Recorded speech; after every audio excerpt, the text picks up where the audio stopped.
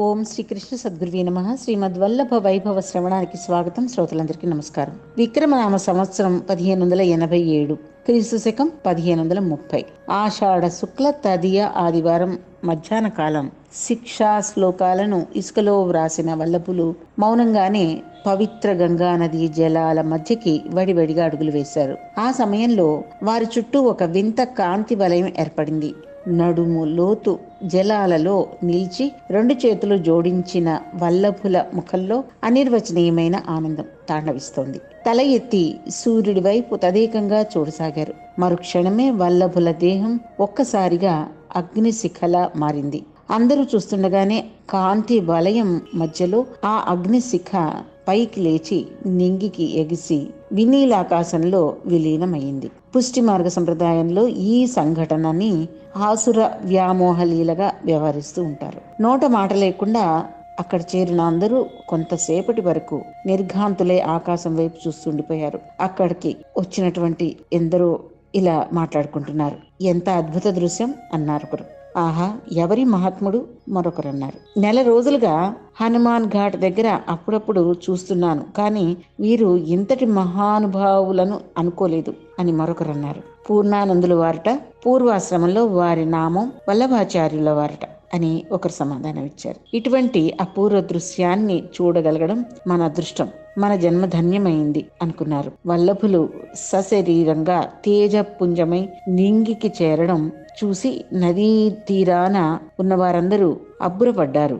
వల్లభుల శిష్యులందరూ గొల్లుమన్నారు, గుండె చెరువయ్యేలా దుఃఖించసాగారు. స్వామి, ఈ పాశ్చాత్యుడు డాక్టర్ విల్సన్ ట, వీరు మీతో ఏదో మాట్లాడాలిట అన్నారు విల్సన్ ని తీసుకొచ్చిన ఒక వ్యక్తి.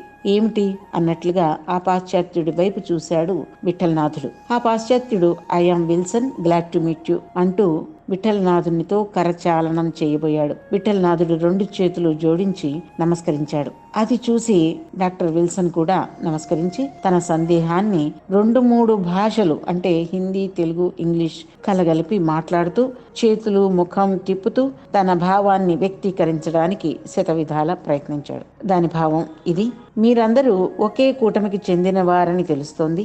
ఒకే విధంగా నుదుట నామాన్ని దిద్దుకున్నారు. ఒకే విధంగా బట్టలు కట్టుకున్నారు. తేజోస్వరూపుడైన ఆ సాధువు మీ దగ్గరి బంధువని అర్థమవుతోంది. వారు ఈ లోకం వదిలి వెళ్ళినందుకు అందరూ దుఃఖిస్తున్నారు, మీరు తప్ప. మీ ముఖంలో ఎంతో విజ్ఞానం, దైవత్వం కనిపిస్తున్నాయి. అందుకే నా సందేహాన్ని తీర్చగలవారు మీరేనని నమ్మకంతో వచ్చాను అన్నాడు విల్సన్. నేను వారి పుత్రుడిని. మీ సందేహం ఏమిటో చెప్పండి, తీర్చడానికి ప్రయత్నం చేస్తాను అన్నాడు విఠలనాథుడు. అందుకు విల్సన్ ఇలా అంటున్నాడు: ఆ మహాత్ముడు తేజో రూపంలో ఆకాశంలోకి వెళ్ళాడు. నేను అది కళ్ళారా చూశాను. అపూర్వమైన దృశ్యం. కానీ ఈ విధంగా జరగడం ఎలా సంభవం? సశరీరంగా మనిషి పైలోకాలకి వెళ్ళడం ఎలా సాధ్యం? సాధువులందరూ ఇలాగే పెడతారా? అలా వెళ్ళిన వాళ్లే మహాత్ములా? శరీరాన్ని వదిలి వెడితే మహాత్ములు కారని అర్థమా? ఈ విషయం గురించి తెలుసుకోవాలని నాకెంతో ఆసక్తిగా, ఆత్రంగా ఉంది. దయచేసి కాదనకుండా వివరంగా చెప్తారా అన్నాడు విల్సన్. యోగి ఈ లోకాన్ని వదిలి వెళ్ళేటప్పుడు తన శరీరాన్ని భూమి మీద వదిలి వెళ్ళాలా లేక సశరీరంగా వెళ్ళాలా అనేది ఆ యోగి ఇష్టం మీద ఆధారపడి ఉంటుంది. సహజ కుంభక స్థితిలో అవ్యవధానంగా ఎంతకాలమైనా ఉండగలిగిన యోగి ఈ భౌతిక శరీరం ప్రాణశక్తి కణాలతో ఏర్పడిందని తెలుసుకుంటాడు. ఆ ప్రాణశక్తి కణాలు వాటికంటే స్థూలతరమనిపించే పారమాణుక కణాల ఆవరణలో ఇమిడి ఉన్నట్లుగా దర్శిస్తాడు.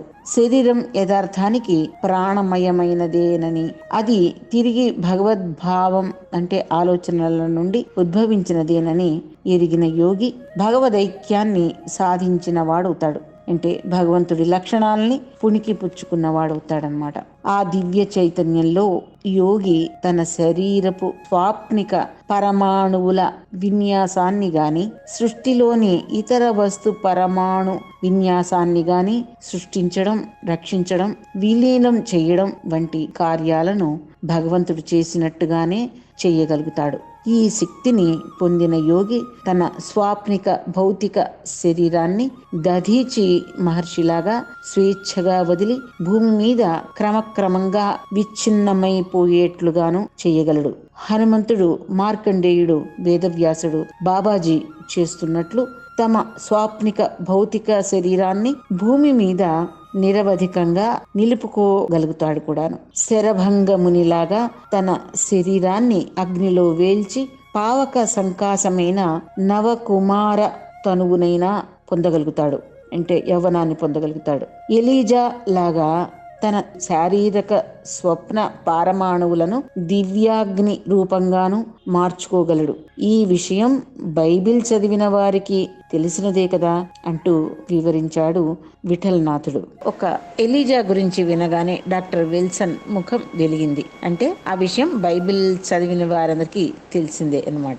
దాంతో డాక్టర్ విల్సన్, అవునవును, గురు శిష్యులైన ఎలీజా, ఎలీషాలు జాన్ ద బాప్టిస్ట్ గాను జీసస్ గాను ఉద్భవించారని, పూర్వజన్మలో వారిద్దరూ కలిసి నడుస్తుండగా ఒకసారిగా అగ్నిరథము పావకాశ్వాలతో ఆవిర్భవించి వారిద్దరిని విడదీసిందని, అప్పుడు ఎలీజా సుడిగాలిలో స్వర్గానికి వెళ్ళాడని నేను బైబిల్లో చదివాను. మీరు చెప్పినదంతా వింటే యోగులు తమ ఇచ్ఛాశక్తితో ఏ విధంగానైనా ఈ లోకాన్ని వదిలి వెళ్లే అవకాశం ఉందని, శరీరాన్ని ఈ లోకంలో వదిలి వెళ్ళినంత మాత్రాన ఆ యోగిని తక్కువగా భావించవలసిన అవసరం లేదని నాకు అర్థమైంది. అంతేనా స్వామి అన్నాడు ఆనందంగా.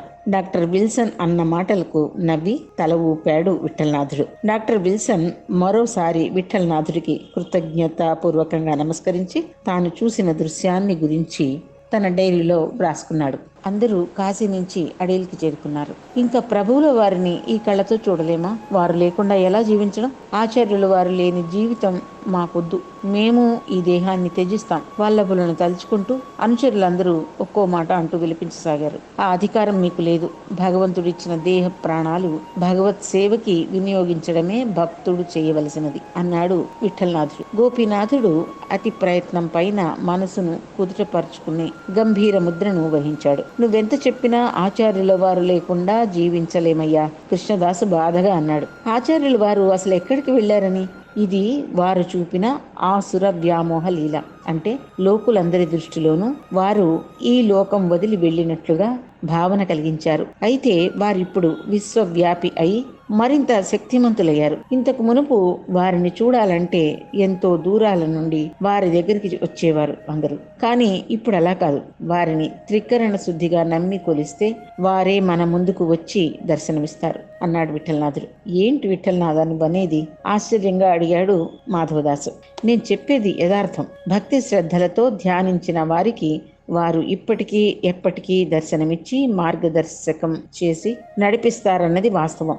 ఇందులో ఎటువంటి సందేహము లేదు అన్నాడు స్థిరంగా. అప్పుడే అక్కడికి పరుగులాంటి నడకతో వచ్చాడొక వైష్ణవుడు. బాబు బాబు, అచ్యుతదాస్ ఇంట్లో ఆచార్యుల వారు నాకు దర్శనమిచ్చారు అన్నాడు ఆనందంగా. అందరూ ఆశ్చర్యంతో అతడి వైపు తిరిగారు. ఏంటి, ఎలా కనిపించారు? అంత వివరంగా చెప్పు ఆత్రంగా అడిగారు అందరూ. ఆచార్యుల వారు దూరం అవడంతో తట్టుకోలేక దుఃఖంతో ప్రాణత్యాగానికి పూనుకున్నాను. ఆ సమయంలో కడ అనే ప్రదేశంలో ఉన్న అచ్యుతదాసు దగ్గరికి వెళ్ళు, నీకు శాంతి కలుగుతుంది అన్న ఆచార్యుల వారి పలుకులు వినిపించాయి.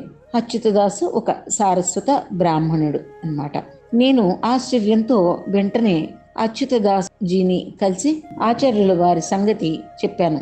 అది విని అంతా నీ భ్రమ, ఆచార్యుల వారు మనని వదిలి ఎక్కడికి వెళ్లరు అన్నాడు అచ్యుతదాసు. లేదు లేదు, నేను చెప్పేది నిజం. కాశీలో ఆ సంఘటన చూసి తట్టుకోలేక ప్రాణత్యాగం చేయబోయాను. నీ దగ్గరికి వెళ్ళమని ఆచార్యుల వారి పలుకులు విని నీ దగ్గరికి వచ్చాను అని చెప్పాను. పలుకును విన్నానని నువ్వే అంటున్నావుగా. సరే, ఎలాగూ ప్రభువును మేలుకొలిపే సమయం అయింది, నీ సందేహము తీరుతుంది అని అచ్యుతదాసు స్నానం చేసి వచ్చి మందిరం తెరిచి నన్ను పిలిచి చూపించాడు. అక్కడ ఆచార్యుల వారు కూర్చుని భాగవత గ్రంథాన్ని పఠిస్తున్నారు. నేను వెంటనే దండ ప్రణామం చేసి నోట మాట లేక ఆశ్చర్యంతో నిలబడ్డాను. ఆయన ముఖంలో దివ్య దరహాసం. సందేహం ఎందుకు? నేనే కాశీలో నువ్వు చూసింది లౌకిక లీల. లోకులందరికీ నేనిక కనబడను, కానీ నన్నే నమ్ముకున్న భగవదీయులకి నేను ఎప్పుడూ దర్శనమిస్తాను అని అదృశ్యమయ్యారు. అంటూ వచ్చిన వైష్ణవుడు ఆనందంగా తెలిపాడు. అందరూ ఆశ్చర్యపోతూ విఠలనాథుని వైపు తిరిగారు. ఇది నిజమా అన్నట్లు ఉన్నాయి వారందరి చూపులు. ఇంకా ఎందుకు సందేహం? ఆచార్యుల వారు ఎక్కడికి వెళ్ళలేదు. వారి భక్తులున్నంత కాలం వారు ఉంటారు. ఇప్పుడే కాదు, ఎప్పటికీ ఉంటారు. ఎన్ని ఏళ్లైనా, ఎన్ని తరాలైనా సరే ఉంటారు అన్నాడు స్థిరంగా విఠలనాథుడు. కృష్ణార్పణం.